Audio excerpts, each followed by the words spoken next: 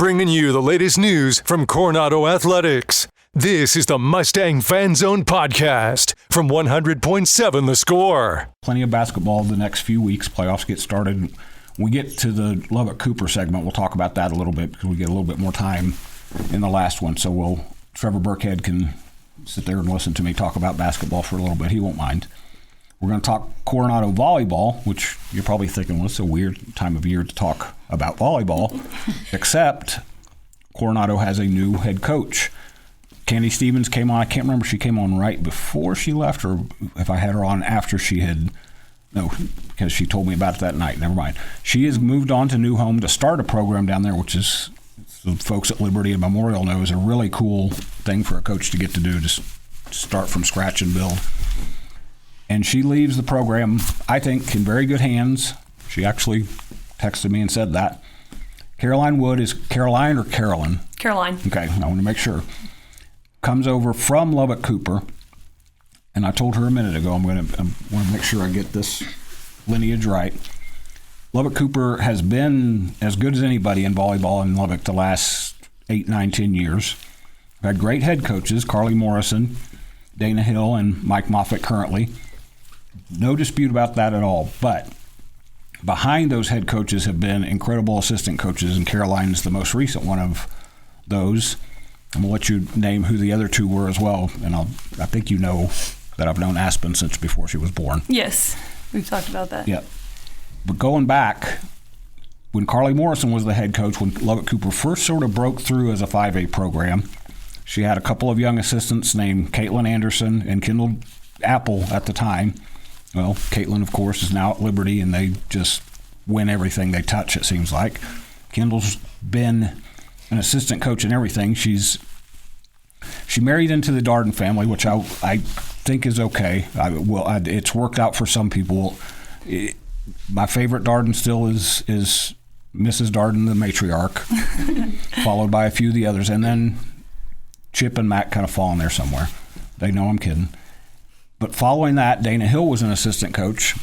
Dana Hill became the head coach. Caroline became her assistant coach. When Dana moved to the Metroplex, Mike Moffitt came in, and I know that you were one of the first people he wanted to keep.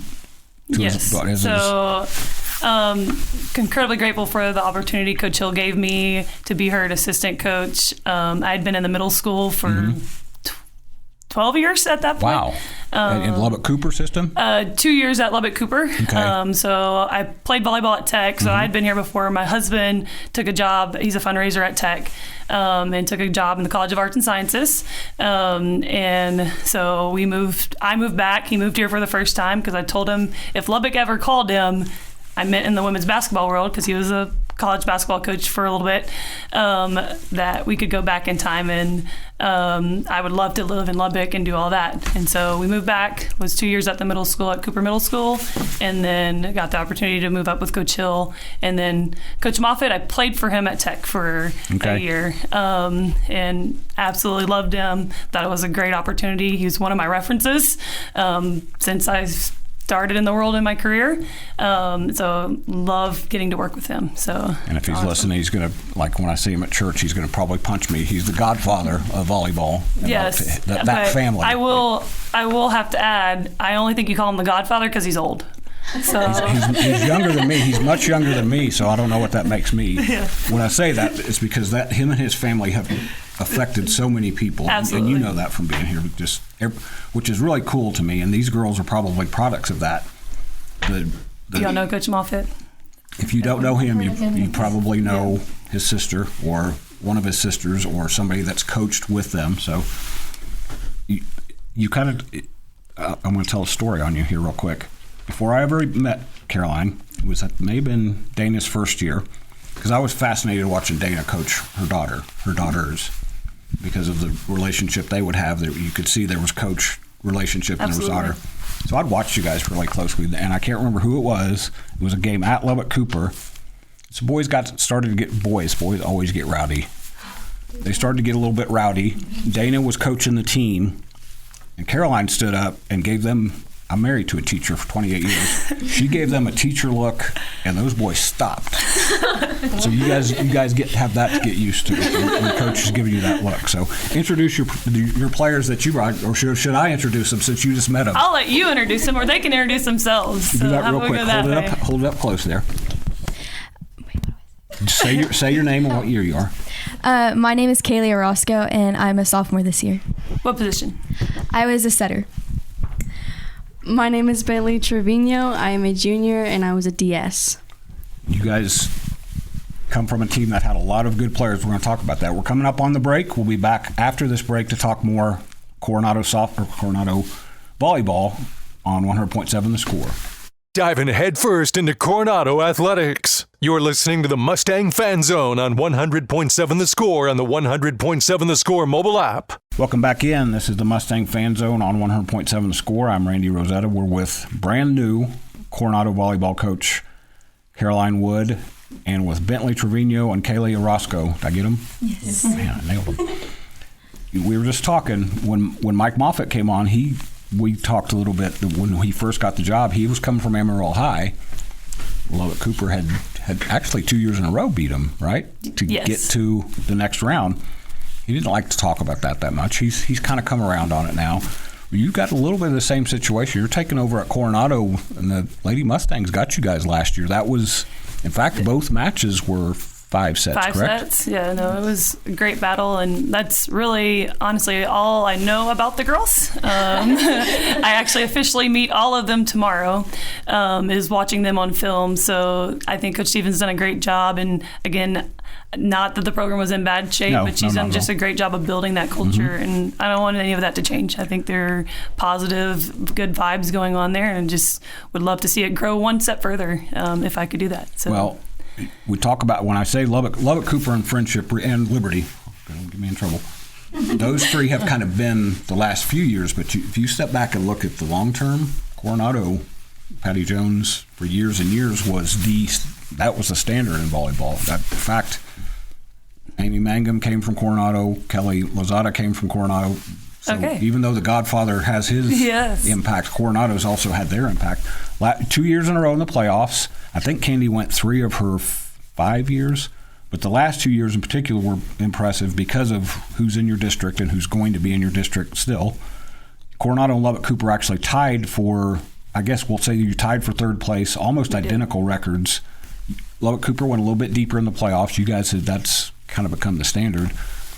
You girls getting to know Coach here briefly, you're going to get to know her better, but she's bringing some of that expectation, that pedigree with her to get to the playoffs and play for a while. How excited are you to kind of get exposed to that a little bit? I'm very excited. I know she's had a very successful program at Cooper, and I know that whatever she brings to our program is going to be even better, and it's going to help us continue to push and find our drive to continue going into the playoffs. What about you, Bentley? I've been telling myself, new coach, new opportunities, and seeing what she's done at Cooper. Growing up, my standards have been like, oh, Cooper's good, Cooper's a team to beat. And beating them my junior year, I was like, oh my goodness, like maybe we're the team to beat now. And having her as a head coach, I'm so excited to see what my senior season is going to look like and how she brings our program together. And you guys have, I'm not going to, we'll talk about that later about who's going to stay and coach with you and everything, but you guys have had some coaches there that have a good background. You mentioned looking at Cooper, and I've heard that for years about Lubbock Cooper volleyball. I don't know if we can beat them. Knowing that they're excited about that, Caroline, how fired up does that get you?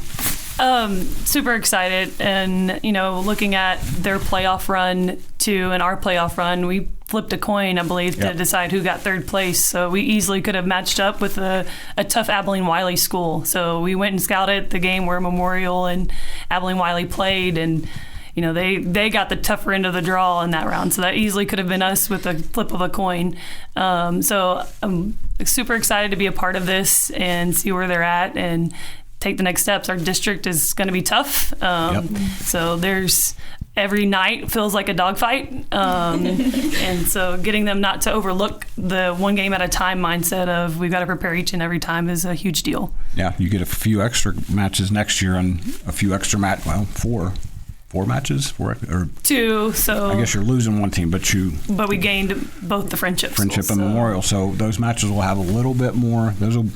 We talked about this with the ADs last week. I think that's cool because now almost every game, every match is going to be against players who you play with in the summer. So what's the process now? You said officially you don't jump in, but you get to meet them tomorrow. So I'm still coaching JV girls soccer at Lubbock Cooper. So Coach Burkhead will be on later tonight talking about our soccer program, which is awesome. But once soccer season ends, I think I'll be able to get over to their athletic period and start working on some things because we have a heavy spring, and most people don't know it. We're doing stuff and trying to get started, and then we take a little bit of a break during the summer and then pick right back up. Yes, and then pick right back up and at it. So volleyball season's long, so I want to keep them fresh and keep them where they're still wanting to be there every day in November.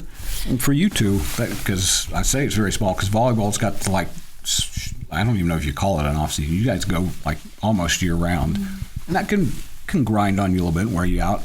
Knowing that you've got a new coach that you're going to have to get used to, and she's going to get used to you, does that motivate you even more going into your whatever part of the volleyball season this is coming up?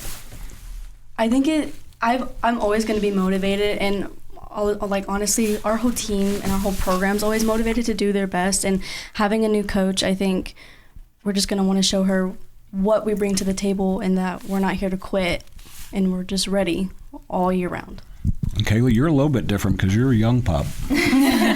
you get to do all kinds of new things. What's this next few months going to be before I guess you start practicing? I know you have summer volleyball. Volleyball confused me when I first started covering it because you start practicing in August and then all of a sudden you're playing. So how fired up are you to kind of get used to things? I'm so ready. I know, like I said, she's had a really successful program at Cooper.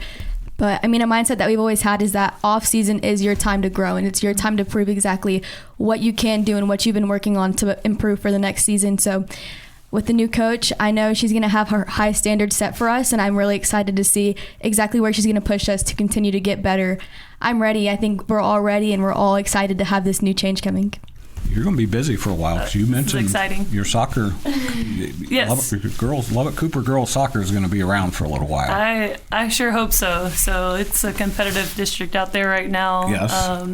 And the girls have looked really, really good. The scores haven't necessarily reflected the effort that they've put in and all the things, but we're starting our second round here and hoping for some good battles. Trevor, if you're listening, this is just for you. They need you to hang around, though, because they need the good cop. I don't know if I played that role there. I know. After watching you shush those boys without saying a word, I'm not going to argue with you. I don't know if Coach has told you this yet. You weren't just a volleyball player in high school. No, I also was a soccer and softball player. There you go. You're going to have other coaches asking you, "Hey, you want to come and help out?" That was already a part of the interview process. So we'll see what that looks like once it gets closer there as to what my second sport will be. Here we go. Caroline Wood, the brand new Coronado volleyball coach, talking about what's coming up. We're going to come back after this break and talk Friendship Tigers softball in the Tiger Fan Zone on 100.7 The Score.